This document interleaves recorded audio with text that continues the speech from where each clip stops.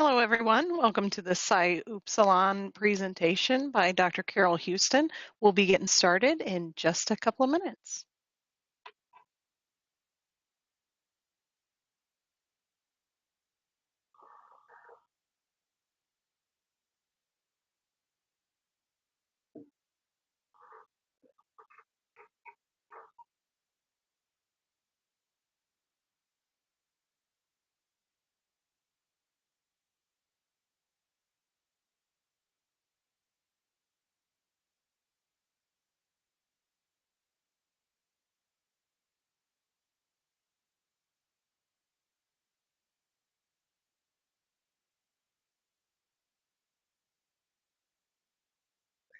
Good evening, everybody. My name is Carol Lisk, and I'm the president of our Psi Upsilon chapter at Huston University. This is a very exciting time for our chapter for two reasons. One, as I was mentioning to Dr. Houston, we just learned that we are pushing toward 900 members, and we now have a member representative in every state in the United States, including Alaska and Hawaii. So for a very young chapter just recently chartered, we're growing pretty quickly. Our second very exciting moment is that we are honored to have Dr. Carol Huston with us this evening to speak about her road to leadership. Carol and I interestingly met about a little over 10 years ago when I had the pleasure as a new chapter president at a small university outside Chicago. I invited her to be our keynote speaker for our spring induction, and then we traveled together from Chicago to Indianapolis. During the conversation, she talked about her actual road to leadership in Sigma, and that was what inspired me to get more involved, to stay involved, both locally, regionally, and internationally. So I'm absolutely delighted that Dr. Houston is with us today. It was that year that she was actually installed as the 200 as the president for Sigma Theta Tau International, now called Sigma, for the 2007-2009 biennium. In addition to serving in the role of the president, she served as co-chairperson of the 2010 International Year of the Nurse Initiative, which was a global partnership effort between Sigma Theta Tau International, the Nurse Nightingale Initiative for Global Health, and the Nightingale Museum of London. She currently serves as faculty for the Sigma Experienced Nurse Faculty Leadership Academy, and that's been since 2014, and as the leadership facilitator and coordinator for the Sigma Global Healthcare Leadership Institute, which launched in Washington, D.C. in 2016. She also serves as a member of the Board of Trustees of the Enloe Medical Center in her hometown of California, and she has been the chairperson of the since 2016. Dr. Houston has been a professor of nursing at California State University in Chico since 1982, and I know you recognize her name because she's the co-author of 6 leading textbooks on leadership, management, and professional issues in nursing, now reaching a total of 20 editions, and her online learning resource text is used in several of our WGU courses. In addition, Dr. Houston has keynoted and presented at 300 nursing and healthcare conferences worldwide. So it's truly a pleasure to have us this evening, Carol, as you talk to us about the road to leadership. Thank you so much, Carol. It really is my pleasure to be here. And before I actually started my presentation, I just want to share with you what a joy it has been to know Carol for all these years. And I really would like to thank her and Psi Upsilon for inviting me to be here today. Your leadership, Carol, is such a wonderful role model to your chapter members, but also regionally and nationally. So thank you for your service to this organization. I really do appreciate it. Thank you. So today I have a chance to talk a little bit about leadership and how important having well-developed leadership skills is to nurses in the 21st century. In fact, sometimes when I think about the leadership skills that nurses need to have, and in fact are expected to have, it can be pretty overwhelming.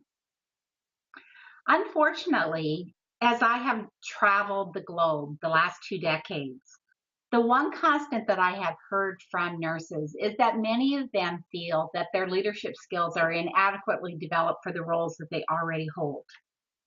In some cases, it's because they didn't have a lot of formal education or training around leadership. In other cases, they had that training, but they didn't really listen because they didn't think it would really apply to them. In other cases, the nurses simply weren't prepared for how quickly they were going to be asked to assume those kinds of leadership roles. We also know, though, for at least some nurses, it's very difficult to become a leader or to display their leadership skills because the workload is simply too great to reasonably be accomplished by any one person. Now, fortunately, my guess is most of the nurses that I've met have far better developed leadership skills than they give themselves credit for. But I believe that many of these nurses had to learn these skills the hard way, by trial and error. And when we're talking about patients and patient lives, the consequences of doing so can be very costly. So tonight I'm going to spend my time looking at the need for leadership development in nursing. I'll talk about what leadership means and how it means different things in different situations and with different people. And finally, I'll talk about how important it is to have good followers as part of the leadership equation. And I'm also going to share some of the lessons that I've learned along the way during my own personal leadership journey. So I have 3 goals for tonight. The first is I want you to have fun.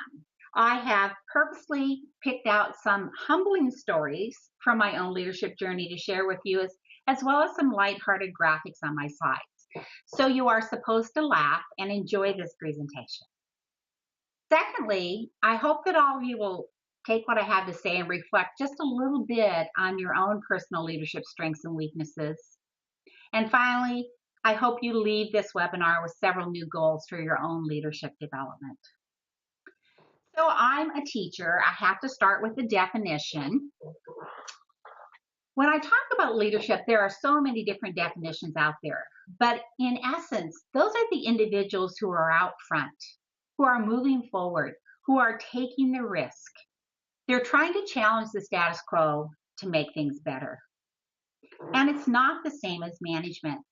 Managers have a certain amount of status, power, and authority by virtue of the position that they hold. In other words, if you're an employee, you have to do what your manager says because it's an expectation of the job. That's a key difference between leadership and management because leaders have the power because others follow them willingly. So all it takes to stop being a leader is to have your followers choose to stop following you. And I'll talk about that more later. So are leaders born that way? For those of you who don't consider yourself to be a natural born leader, can you learn those skills? Well, the earliest leadership theorists said that some leaders were born that way. They're not made. In other words, they believe that some people were born to lead and others were born to follow.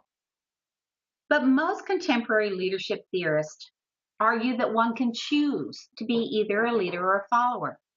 Now, I'm not saying that some people don't have certain characteristics or personality traits that make it easier for them to lead. For example, some people, even at very young ages, are more fearless or more outgoing. They're just more curious and they're willing to take more risk. But not all leaders are gregarious by nature. In fact, some of the best leaders I know are individuals who didn't seek out that role. They simply grew into it because they had to step into the role when no one else was willing to do it. So what's the best advice I can give you on increasing your personal leadership skills and self-confidence to lead? Well, I'm actually going to share 9 today. So the slide says 10, but that's a fib. So I'm going to talk to you about the 9 lessons of my own leadership journey, and I hope that you identify with at least a few of them. So the first lesson is directed at those of you who are just beginning your leadership journey as a professional nurse. And that's the importance of finding a mentor and positive role models to share your journey. So mentoring is an intense one-on-one experience between an experienced professional and a less experienced novice. So mentors typically take novices under their wing. They teach them, they guide them, they protect them, and probably most importantly, they help them learn and do whatever is necessary to be successful in their new role. Because we know that novice nurses need time to learn the complexities of the professional nursing role. And it is absolutely critical to your success as a new nurse to have a mentor. Unfortunately, we know that nursing has earned a reputation for not always being kind to its young. And the literature suggests that that reputation is likely well-deserved. There is a high degree of horizontal violence and incivility in nursing. So having a mentor who can show you the ropes, tell you about those hidden organizational taboos, and give you that in that we all needed when we first got started, it's really important to getting off on the right foot as a new nurse. But it's not just new nurses who need someone to show them the ropes. It can also be experienced nurses in new roles or new settings. So the best example I can give you of this comes from my very first faculty meeting as a new academic. I'd come to academe from a middle-level management position at a hospital where I had a certain amount of credibility and where I felt like my opinion probably mattered. I made a terrible mistake when I stepped into academe because I assumed that that same credibility would follow. So at my very first faculty meeting, the topic for discussion of the day was pass-fail grading. I can no longer really remember what my opinion was on the topic, but I do remember that I jumped in fairly early in the conversation to share what I thought was my highly valued opinion. This was a mistake. I can still remember the silence in the room. This group of bright, highly educated educators all turned and were looking at me. And then they turned and they looked at who I would find out later was one of the most senior faculty. She turned to me and said in front of the rest of the faculty, "Well, Carol, perhaps after you have been here for a while and understand these issues, your opinion will matter more." Well, I was a bit speechless. Now, some of you might think that this was pretty rude or inappropriate, and it was. It actually was totally incivil, and it never should have happened because bullying and incivility should never be tolerated. But the reality is that I was a newcomer in the organization, and I hadn't yet paid my dues in terms of understanding the big issues of academe, which are very different from the clinical area. So if you're a newcomer in the organization, you are going to have to be flexible, work harder than many others, and build a support system for yourself. When I look back at that first faculty meeting, I realized how little I knew about the formal or informal power structure in the School of Nursing. And having a mentor might have helped me to understand the politics of the organization and who the key players were. I also think a mentor might have reminded me about the importance of paying dues first and then gaining credibility. But having a mentor is only valuable if the relationship is honest and constructive. And that means telling you the truth even if it hurts sometimes. I was so fortunate to have Bessie Marquis as my mentor when I joined the faculty in 1982. And this is a picture of Bessie and I from the mid-1980s. One of Bessie's greatest strengths was her honesty.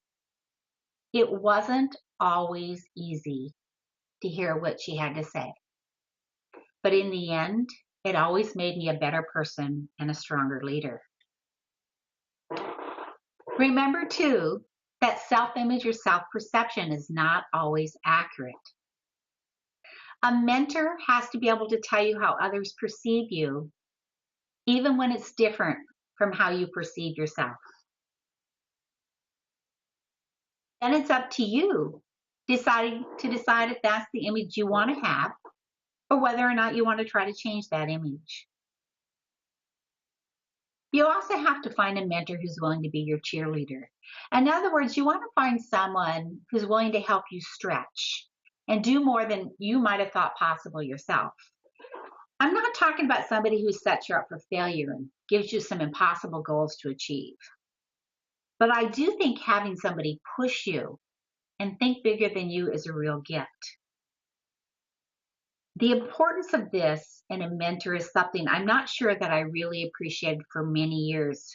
But Bessie always had a vision for me that was far greater than any vision that I ever had for myself. For example, I always had a huge fear of public speaking. And we are talking not a little bit, but we are talking massive shortness of breath, palpitation, rashes. She told me this was something that I could overcome, although it wasn't going to be easy, and that I would likely be discouraged along the path. She was right. It took a lot of years before I achieved the goal of being able to speak in front of a crowd and actually enjoy it. But I think the importance here is because this was one of the most significant personal challenges I have ever had in my life, it is also one of my most significant achievements personally, and I thank Bessie for pushing me to do it. I can also remember the first time that Bessie said we should write a book together. I was a junior faculty member, and I remember looking at her and thinking she was a bit crazy. It seemed like such a monumental task, and I had never considered the possibility, although I loved to write. Bessie had such great vision, and between the two of us, we wrote 11 books together, and I've now done 9 by myself. She also suggested early on a lot of the things that she thought I should do after I earned my doctorate. Again, I would just look at her and think, Bessie, I'm not going back to school. I have small children. I'm still paying for my master's degree. I have a needy husband. But once again, once she planted that seed, I did start to think about it. And once you do that, things really do start to happen. I did go back to school, and almost everything that Bessie envisioned for me was possible once I had achieved that goal. And finally, it was at least 20 years ago that Bessie said very casually to me one day, I think you should think about running for the president of Sigma Theta Tau one day. This time I thought Bessie had absolutely lost her mind. Even knowing that she liked to think big for me, I couldn't fathom ever having that kind of opportunity. But 15 years later, I did have that opportunity. I look back at that and I wonder now if I would have achieved what I have in my life without Bessie. I'm not saying in the end that it didn't take a lot of hard work and energy on my part, but I'm not sure that I would have seen the possibilities without her. It was her vision and her being my cheerleader that I think really made the difference. I hope all of you have a Bessie in your life. I also said in Leadership Lesson 1 that positive role models were important. That's because positive role models are contagious. The inverse is true as well. If you primarily hang out with disgruntled, unhappy, whiny people, then that is the behavior you're more likely to adopt. Now, the good news is there are so many wonderful positive role models out there. You just have to find them. I think the best example I can give you of the impact of positive role models occurred for me at one of the very first Sigma conventions that I ever attended. I arrived at the luncheon late. And when you arrive late, that means you often have to sit at the front of the room. So I was escorted to my seat at the front of the room, and everyone began welcoming me very warmly and introducing themselves. So you can imagine my shock when I realized that I had sat down with some of the most eminent nursing leaders in the country at the time, including Lucy Kelly, Imogene King, Sister Rosemary Donnelly, and Virginia Henderson. I just wanted to shrink down in my seat and disappear because I felt so inadequate with these nursing legends. These were people that I had studied in school, and I thought of them as theorists and icons, not as warm-blooded real-life people. The most amazing thing, though, about that experience was that not only did all of them welcome me to the table, they actively involved me in conversation. They made me feel like an important part of nursing. I've thought about this luncheon a lot in my life, and I now realize that being a national or international nursing leader isn't about being some distant theoretical icon. It's about being real and accessible to others. Networking is also an important part about becoming a nurse leader. Unfortunately, most of us seek out friendships, partnerships, and collaborations with individuals who look a lot like ourselves. They think like us too. So that really limits our ability to understand new viewpoints and to experience the diversity and the richness that comes with it. Okay, leadership lesson 2. It's the importance of being self-aware and authentic. Being self-aware is something we all talk about, but it's much harder to do in real life than it sounds. Being self-aware, though, is the hallmark of a leader. In fact, one of the newer leadership theories is the idea of authentic leadership. Authentic leadership says that in order to lead, leaders have to be true to themselves and their values, and they have to act accordingly. This isn't easy all the time. Sometimes it's very hard. It takes a lot of courage to be true to your convictions when you have external forces or peer pressure telling you to do something else, particularly when you know it's not right. You also just have to turn on the news to see examples of non-authentic leaders. Whether it's the political leader or the religious leader that's embroiled in scandal, I always wonder the same thing when I hear these stories. Did these leaders lack self-awareness, or did they simply choose not to act in accordance with their values? In some ways, it doesn't really matter what the answer is. The bottom line is the same. If you are a leader and you do not act in accordance with your stated values, your followers will stop following you. So it's really important to be self-aware about your values. Sometimes, though, I think our values are so ingrained that we don't even realize that they are impacting our decision making.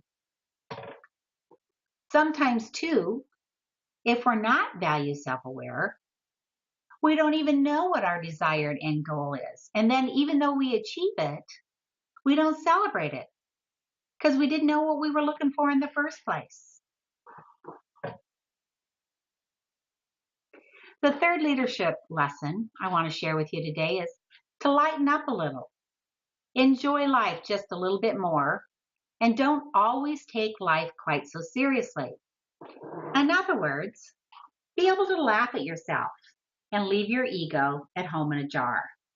I'm not saying that we shouldn't toot our horn when we accomplish something significant, because everyone needs to be recognized for their talents and accomplishments. But sometimes we take ourselves far too seriously, and we certainly take ourselves far more seriously than anyone else.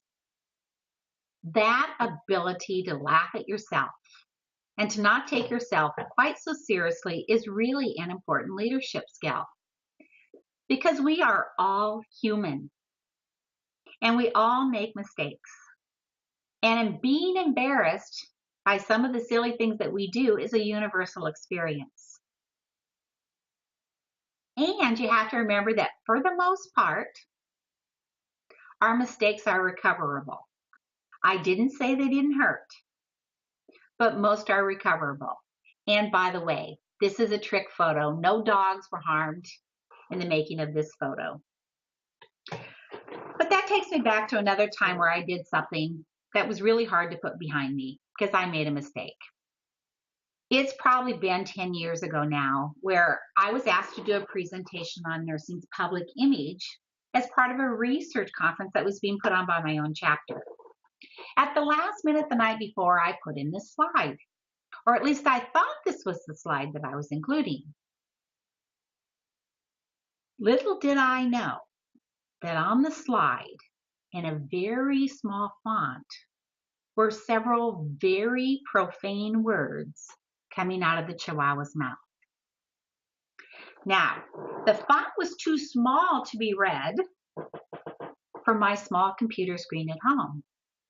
But when I put it up on the big Trinitron, it was readily apparent.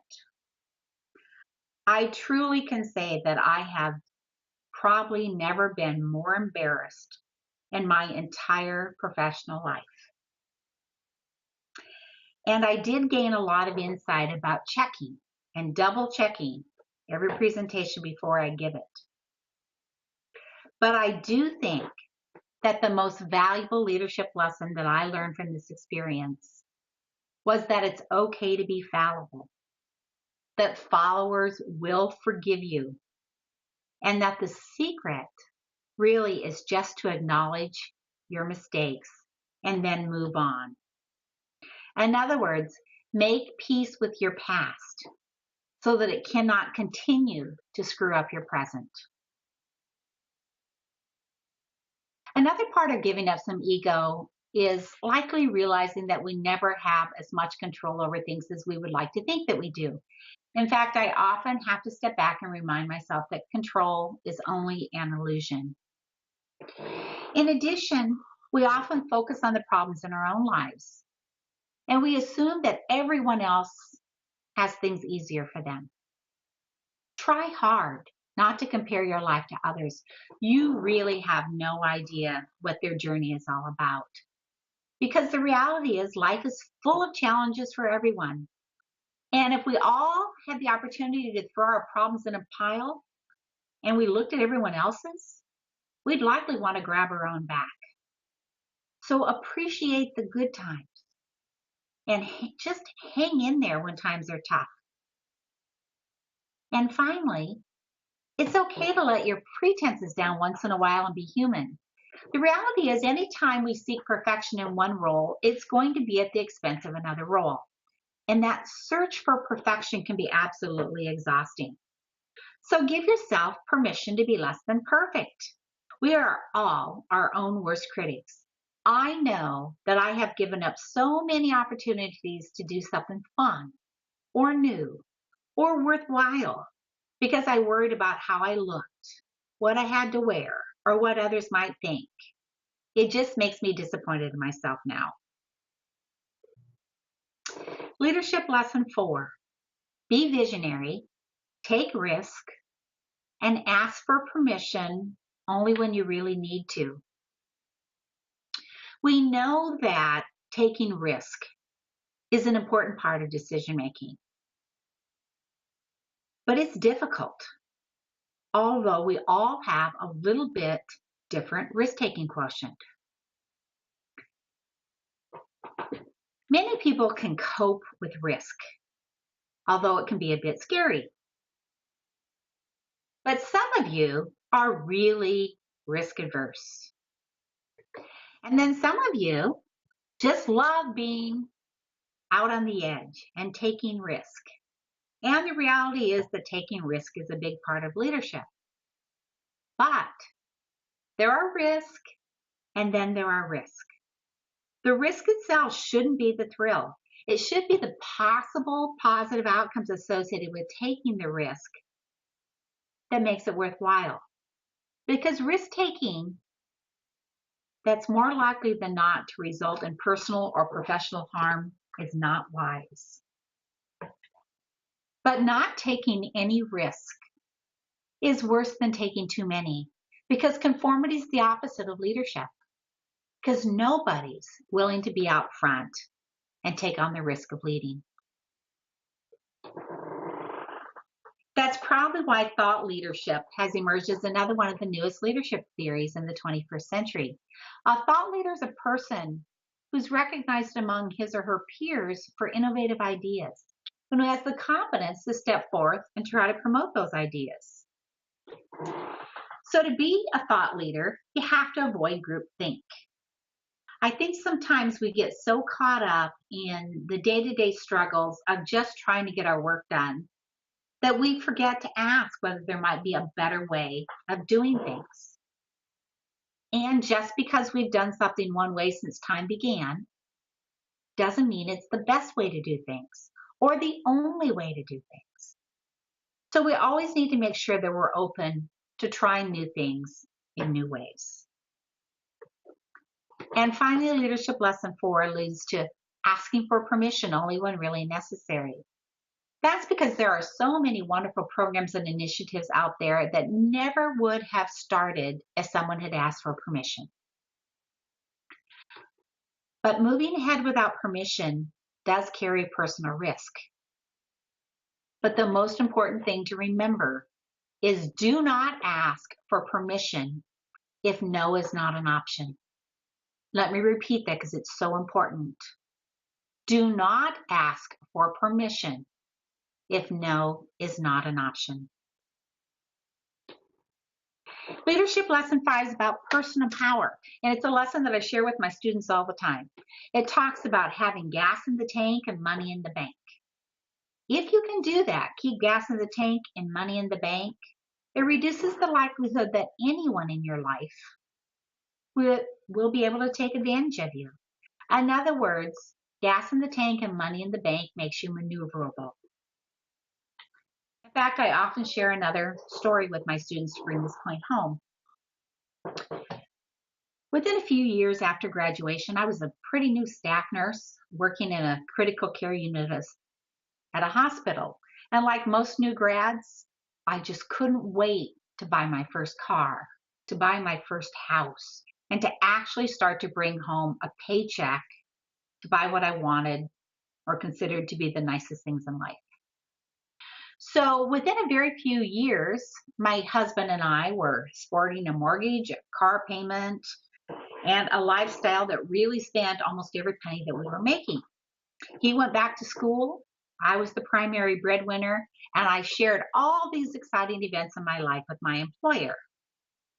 Little did I know that this was something that I was going to come to regret. I'd worked on the unit for about a year when the supervisor came into the unit one day and said that one of the longtime staff nurses who worked rotating shifts was going to have an extended medical leave. And she asked for a volunteer for someone who was willing to do rotating days and nights 1 week at a time. Guess what? No one volunteered. So the next day, the supervisor came back, cornered me in the report room and said, "Oh, by the way, Carol, you're going to have to take on those rotating shifts." And I said to her, "But I don't want to take on those rotating shifts." And she said, "Yeah, I know." I said, and there are other staff nurses here who have been here less time than me. And she said, "Yeah, I know, but I talked to them and they said they'd quit first." I said, but I might quit." She said, "No, your husband's in school, you have a mortgage, you have a car payment. You can't go anywhere and you can't quit." The problem is she was right. It was a very valuable lesson to me. Be careful how much personal information you share with your employer or with anyone for that matter, because ultimately it could be used against you. I wasn't as maneuverable as I should have been. My employer knew it, and my options were limited as a result. Leadership lesson 6 is to choose your battles carefully. This means you have to learn to recognize power as an asset and learn to use it wisely. First of all, I have to say that I think of power as a positive thing. because you really do have to have power in order to not only accomplish your goals, but the goals of other people as well. Unfortunately, many people mistrust or misunderstand power, particularly women, and that's because far too many women are socialized to view power negatively. But I have been in positions where I have been both powerful and powerless. Trust me, I have a preference. In fact, most people would agree that they would prefer to be powerful rather than powerless, because everyone needs to feel like they have some control over their life. I also completely disagree with that adage that it's power that corrupts. I don't think that's true. I think that it's powerlessness that corrupts.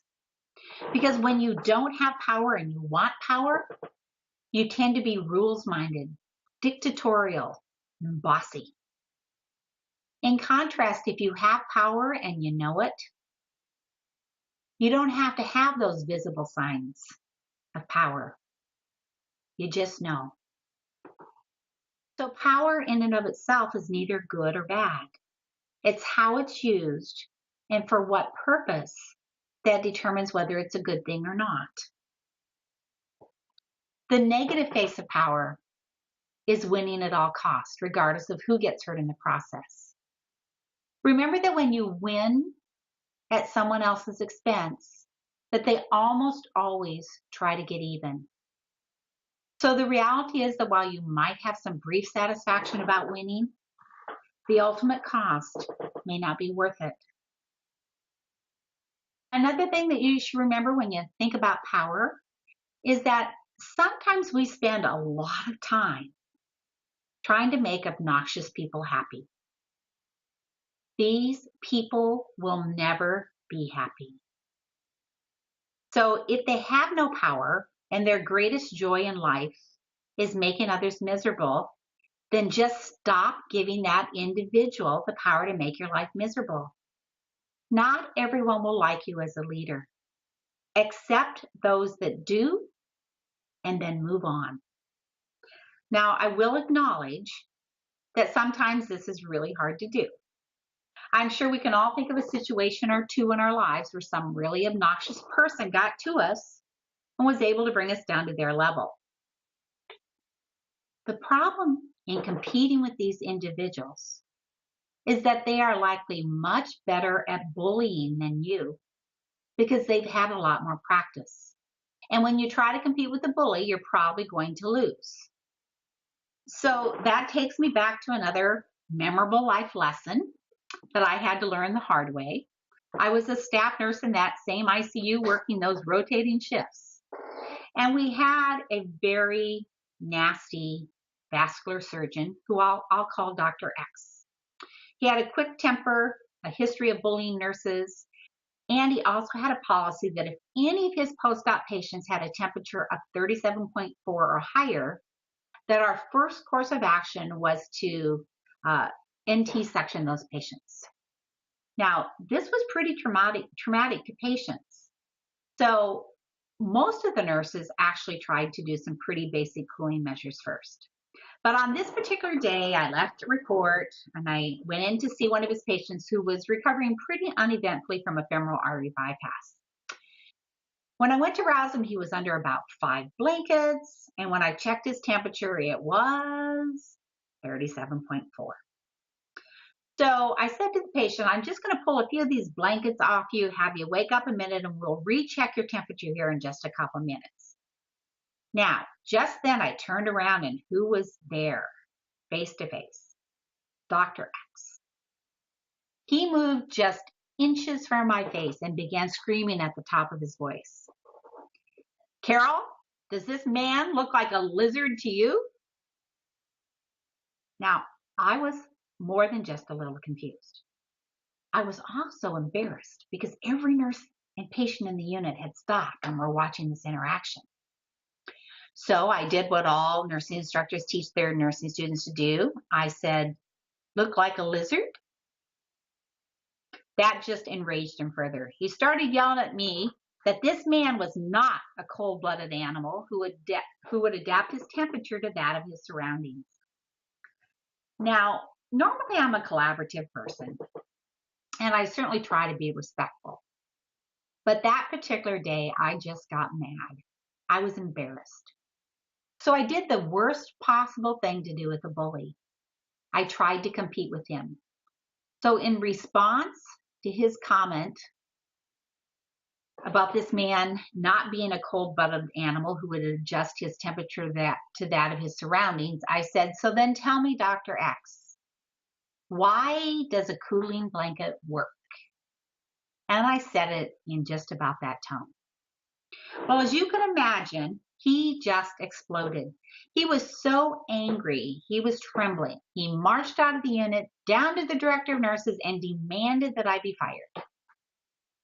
The end result was that within a couple minutes, the phone rang, and I was asked to go to the chief nursing officer's office for a chat. In the end, I wasn't fired. And in fact, the nursing supervisor was so understanding. Although she did ask me to really step back and think about what I might have done differently or what I would do differently the next time to keep a situation like this from escalating. But I think the most important things that I learned from this situation were, first, don't compete with a bully unless you just absolutely have to. Secondly, if you as a nurse are going to compete, don't do it in front of patients. And finally, while fighting back did give me, honestly, a little momentary thrill, the result in doing so was that I brought myself down to his level, and I gave up some of my own personal power. I will share, though, I never had any trouble with him from that point on.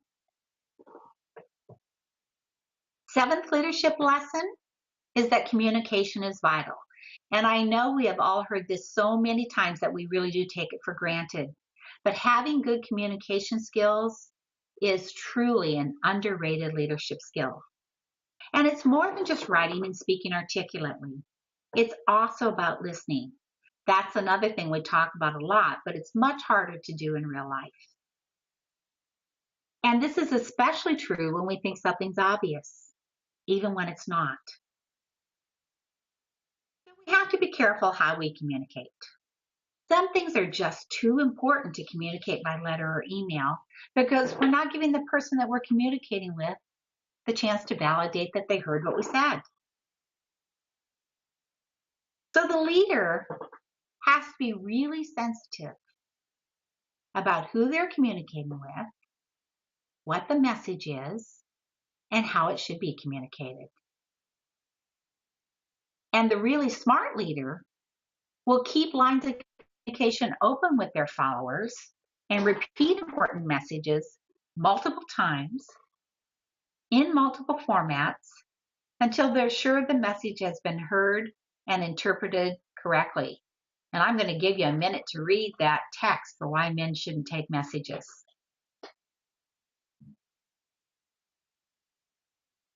Leadership Lesson 8, make sure you appreciate and empower your followers because followers are often an underappreciated factor in the leadership equation.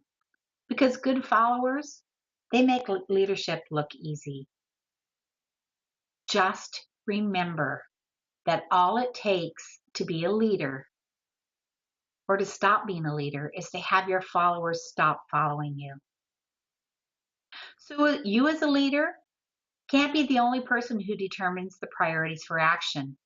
It's kind of like this iceberg.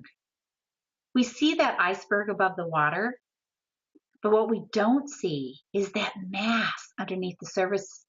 Those are the followers, and they are the ones that truly make the difference in the power of the iceberg or the leader. So the smart leader is going to be in touch with the needs and wants of their followers. They're going to genuinely care about them and the issues in their lives. And it should be all about empowering those followers. Nothing should be as rewarding to a leader as when their followers feel empowered to go on and take leadership roles themselves. It's kind of like being a parent and your children leave the nest. But on the other hand, you also have to remember, even though we hear a lot about the positive aspects of followership, the followers can and do influence leaders in negative ways. For example, followers can and do mislead leaders, whether intentionally or not. I think we can probably all think of situations where we've been misled with biased or incomplete information. And because sometimes it's hard to differentiate between friends and enemies, that old adage about wanting to hold your friends close and your enemies even closer, well, it's true. It's also true that being a leader will likely win you some false friends as well as some true enemies. So sometimes it's hard as a leader to figure out who you can really trust. But trust is the cornerstone between leadership and followers. And it's very difficult to lead if you can't trust that your followers will be right there behind you. And the final leadership lesson, it's about setting priorities and enjoying the journey. The lesson here is to use your time and energy on what's really important to you. Because there's a lot of competitors out there for our time and energy. And it's so important to find a balance between your professional and your personal life. Most of us really want to find the time to have positive and healthy relationships with friends and families. It also means pursuing outside interest and hobbies, finding the time to read, relax, and take great vacations. They're so important to keep you centered and happy. Don't forget to save a little time for exercise and staying healthy, because power and energy really do go hand in hand. Spirituality might be important to you in staying grounded about what's really important in life. So to use your time and energy most wisely, you really have to be self-aware about what your personal goals and priorities are. Your priorities don't have to be the same as everyone else's, no matter how much they try to convince you that they should.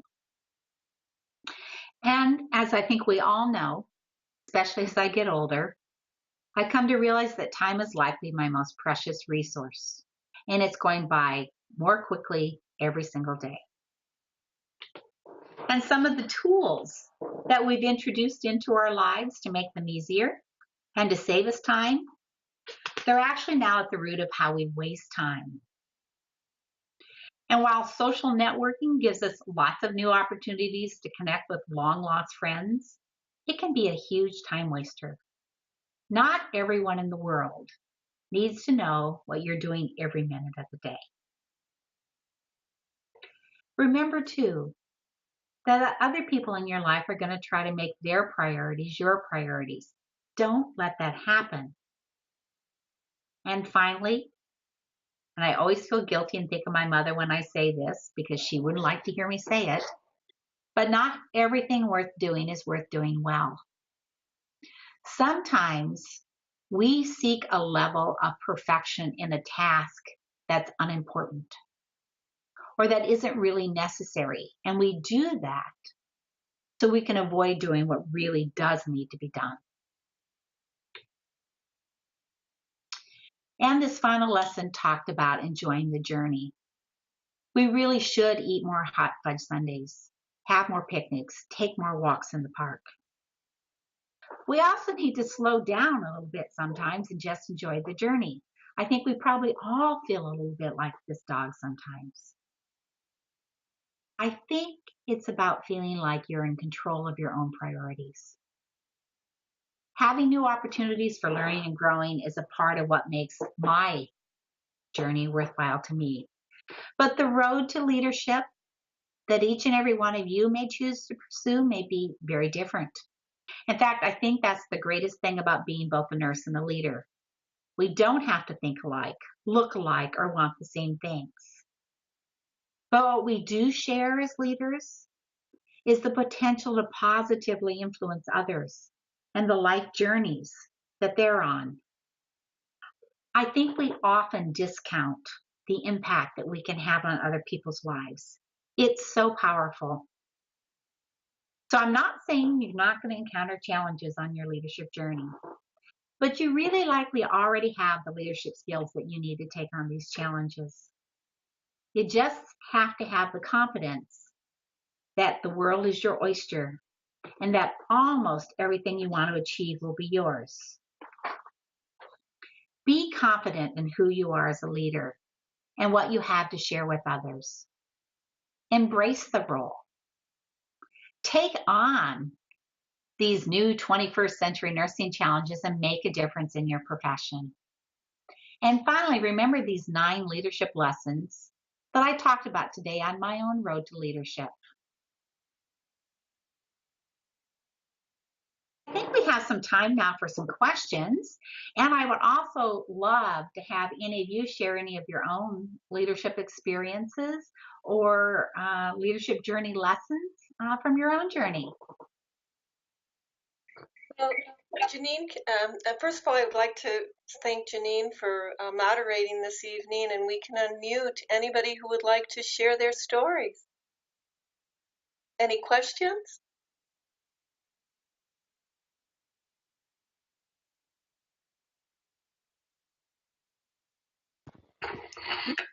We do have the question and answer pod that's available on the right-hand side of the screen. You can post questions there, or if you'd like to interact, you can indicate that as well. Or we have the chat if you would like to interact in the chat. Well, thank you.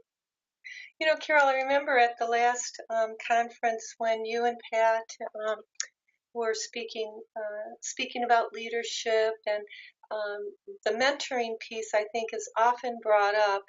And we can be informal, but we also have formal mentors. And I'm always interested in, you know, how do you identify somebody to be your mentor? Does it sometimes just happen?